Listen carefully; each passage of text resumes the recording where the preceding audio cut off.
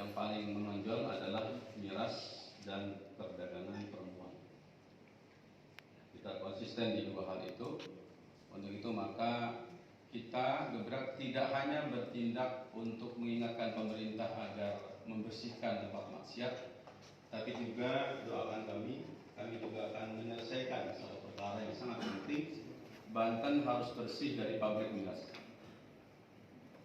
Yang kedua juga Banten harus bersih dari penerimaan bea cukai dari miras. Baik itu kiriman luar negeri atau juga produksi dalam negeri.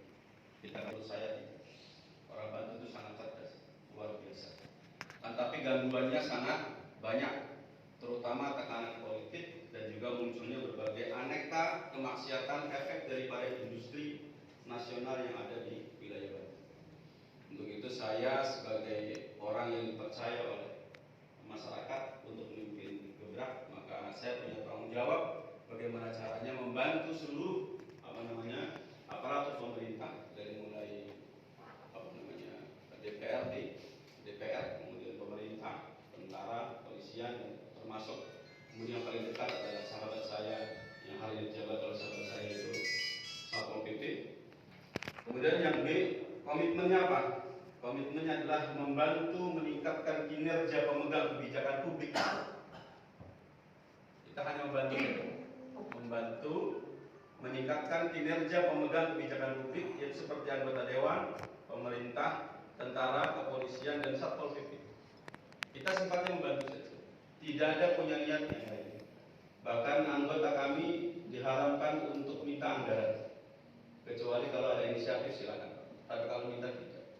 Rasanya saya masih cukup punya jaringan untuk membiayai amal soleh ini, baik itu yang terutama dari DKM Fokus atau juga dari donatur-donatur yang mungkin barangkali siap untuk beramal soleh untuk kepentingan masyarakat. Karena ini kaitannya dengan pahala insya Allah Subhanahu wa Ta'ala.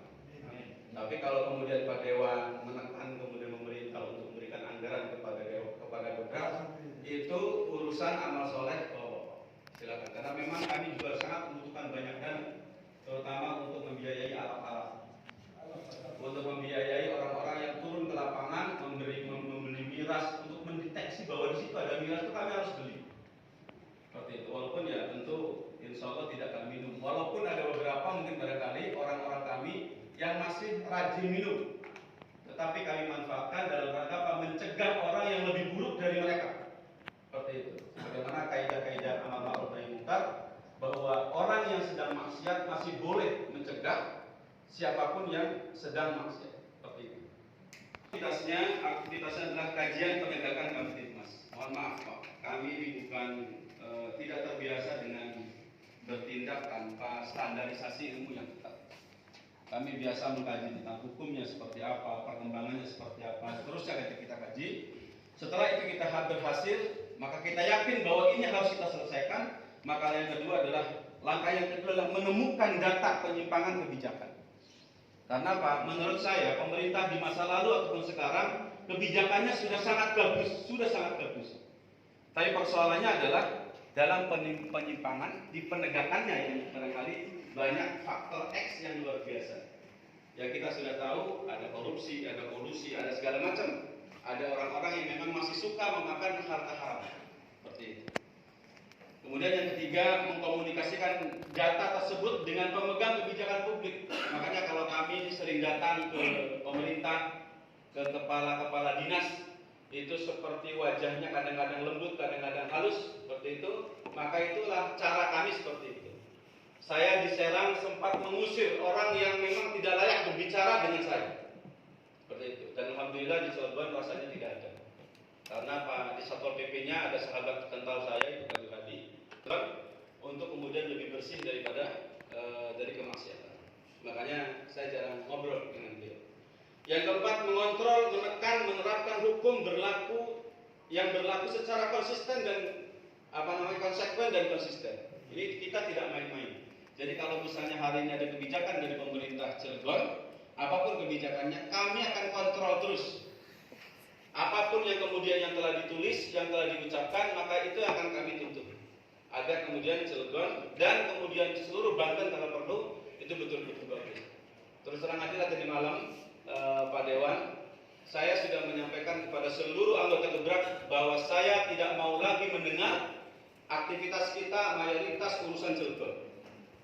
Tapi ini harus sudah masuk ke wilayah Banten. Artinya apa? Bisa jadi Cilegon sementara kami tinggalkan untuk ngurus bagaimana Banten lebih tertib dari sisi urusan seperti itu. Kami bukan tidak percaya bahwa ada pemerintah, ada polisian, ada tentara. Kami bukan tidak percaya. Tapi kami berdasarkan data bahwasanya apa, ternyata banyak penyimpangan di lapangan. Itu makanya kami bantu sebaik mungkin. Untuk itu maka mohon kemudian juga kesabarannya untuk menghadapi teman-teman kami yang mungkin kadang-kadang urakan, kadang-kadang kemudian asal ngomong, kadang-kadang mungkin bisa gebrak meja. Karena saya contohin bagaimana cara ngebrak meja seperti itu. Saya terus terang aja, saya tidak takut di penjara, saya tidak takut mati dalam urusan begini. Bahkan saya berani, saya sudah bilang kepada para pemimpin tertinggi di negeri ini, tolong pertemukan saya dengan Gubernur Banten, tolong pertemukan saya dengan Kapolda Banten. Ini urusan Banten harus selesai. Kalau Indonesia pengen selesai. Tapi alhamdulillah belum ada yang mengundubris seperti itu. Artinya apa, saya masih aman-aman saja. Dan saya yakin pola kami tidak akan ada satupun anggota kami yang masuk penjara gara-gara urusan ini. Karena apa? Kami mohon maaf, pantangan kami satu, datang ke tempat hiburan untuk ngabrak-ngabrik kaca-kaca tidak ada. Apalagi sampai menumpahkan darah dan merusak tempat hiburan, itu pantang bagi kami. Makanya apa? Sebelum teman-teman minta saya untuk jadi koordinator, boleh saya jadi koordinator untuk gebrak ini. Asal satu pantangannya, tolong dengarkan saya bahwa saya tidak mau berurusan dengan ahli maksiatnya. Tapi saya mau berurusan dengan apa? Pemegang kebijakan publik yang ada di Banten ini. Baik itu level provinsi tingkat 1 juga tingkat 2. Kemudian D yang komponen kekuatan kami, jaringan ulama sepuh.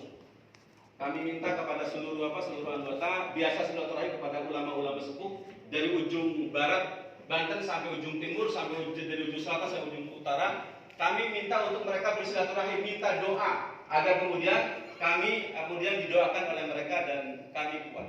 Kemudian selanjutnya kami juga punya jaringan gerakan masyarakat yang kalau kami turunkan, kemarin juga hampir kita turunkan 5.000 masyarakat kita hampir kita turunkan karena desas-desus yang luar biasa dan saya hanya memantau dari luar. Karena pekerjaan saya bukan di Banten Pak, bukan hanya di rumah. Pekerjaan saya ini sebenarnya mentor poligami Pak.